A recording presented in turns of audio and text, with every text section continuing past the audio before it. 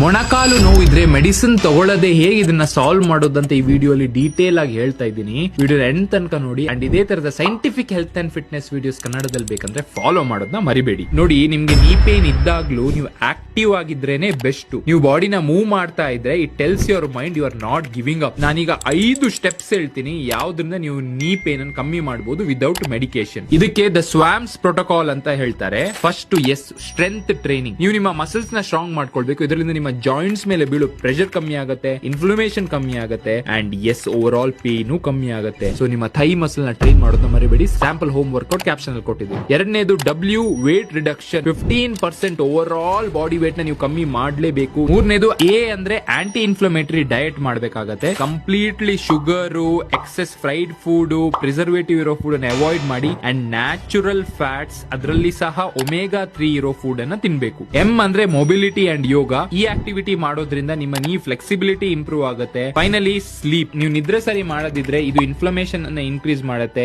ದಯವಿಟ್ಟು 7 ರಿಂದ 8 ಗಂಟೆ ಚೆನ್ನಾಗಿ ನಿದ್ರೆ ಮಾಡಿ. ಇನ್ ಅಡಿಷನ್ ಟು ದಿಸ್, ನೀವು ಏನೇ ಟ್ರೀಟ್ಮೆಂಟ್ ತಗೊಳ್ಳಿ, ನೀವು ಇದನ್ನ ಫಾಲೋ ಮಾಡದಿದ್ರೆ ನಿಮ್ಮ ನೀ ಪೇನ್ ಕಮ್ಮಿ ಆಗಲ್ಲ. ಅಂಡ್ ಅಕಸ್ಮಾತ್ ಇದನ್ನ ಫಾಲೋ ಮಾಡ್ಲಿಕ್ಕೆ professional life style and nutrition guidance ಬೇಕು ಅಂದ್ರೆ ಲಿಂಕ್ ಬಯೋ ಅಲ್ಲಿ ಇದೆ. ಡೀಟೇಲ್ಸ್ ಫಿಲ್ ಮಾಡಿ ಕಳಿಸಿ. ಈಗಲೇ ನಿಮ್ಮ ಫ್ಯಾಟ್ ಲಾಸ್ ಜರ್ನಿನ ಸ್ಟಾರ್ಟ್ ಮಾಡೋಣ.